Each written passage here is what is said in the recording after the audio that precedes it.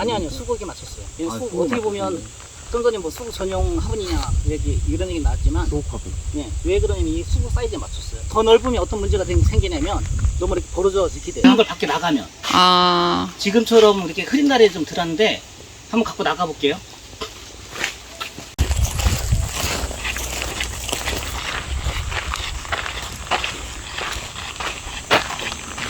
하지만 요만한 나무 심었던 거예요. 요만한 거. 근데 여기 하나, 둘, 셋, 넷, 다섯, 6개 가지가 나왔는데 이게 이렇게 소금 전정이라 해야 되나?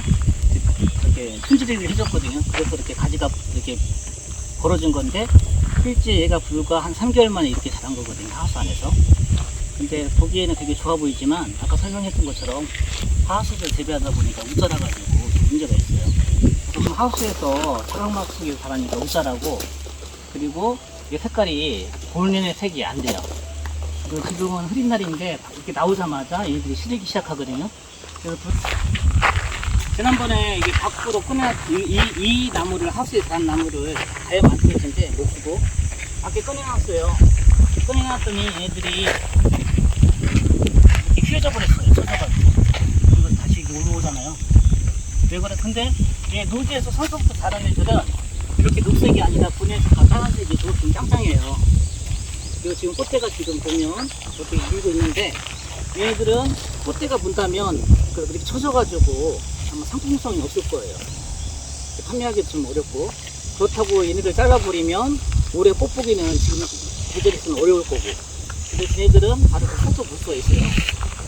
근데 이렇게 모아놓고 논지도 키우다 보면 가장 큰 문제가 뭐냐면 글썩음이거든요. 해주는 거. 네, 그래서 이번에 개발한 게 뭐냐면 이 전면 관수판이에요. 이 전면 관수판에다가 얘네들을 이렇게 올려놓고 물을 주면 실제 물주기가 굉장히 의미한데, 보통 스프링클러로 주거든요. 그러면 물이 밖으로 많이 빠져나가고 물 소모도 많고. 근데 전면 관수판을 만들어 놓고 위에 올려놓으면 물 소모도 없고 얘네들이 다 거꾸로 흡수하니까 굉장히 좋아요. 그 이틀 전까지만 해도 비가 많이 왔어요. 지금 자세히 보면 올챙이도 살고 있거든요. 근데 얘네들은 다 물을 흡수해가지고 물이 없잖아요, 지금 바닥에. 사실은 어제 저녁하고 오늘 아침에 물을 줬거든요. 그래서 살짝 물기가 있는 거예요. 한 이틀이면 얘가 증산작용에서 물을 다 흡수하고 없어져 버려요. 근데 이 실제 아침에 7시에, 6시, 새벽 4시에 물 주고 저녁 7시에 또 관수 작업을 하루에 2번 하거든요. 여름에 하루 2번 정도 해야지 얘네들이 처진 증상 같은 게 없고 잘 자라요. 근데 진짜 수국이 물을 좋아하는 건 맞아요. 근데 그렇게 물 주다 보면 실제 되게 어렵잖아요, 실제. 근데 노지에서 재배해야지만 얘네들이 또 짱짱해지고 꽃도 잘 물고 또 판매했을 때 고객들에게 좋은 수국의 모습을 그때 보낼 수 있는 거고. 근데 그런 것들을 방지하기 위해서 전면 관수판을 만들어 놨거든요. 그래서 여기다가 물을 주고 올려놓으면 얘네들이 3일에 한 번씩만 물 줘도 충분하거든요.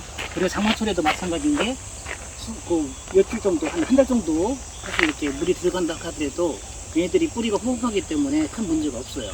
모니터링을 다 거쳤었거든요. 그리고 이 전면 관수판의 특징을 보면 여기 있는 것처럼 이거 가지고 설명해 드릴게요. 검정색도 있네요. 이거는 이거는 샘플인 거고, 이걸 통해서 모니터링 해보고 괜찮아가지고 이제 제품을 만든 거거든요. 이런 형태로. 근데 이렇게 틀을 짜놨어요. 그래서 이렇게 설치만 하면 돼요. 그러면 바람이 불어도 안 넘어가거든요. 근데 얘네들을 어느 적정한 거리로 벌려놔야지 얘네들이 밥도 찾고, 그리고 이렇게 가지수도 많아지고 꽃 피는데도 문제가 없어요. 이렇게 쭉 깔아놓고 그 자리에 이렇게 세팅을 하면 되잖아요. 그러면 간격도 일정하고, 그리고 깔끔하게 관리할 수가 있고, 그리고 수국뿐만 아니라 다 나무들도 일정한 폭이 어떤 공장처럼 찍어낸 것처럼 그런 모양이 나무들이 규격화돼서 생산할 수가 있는 거죠.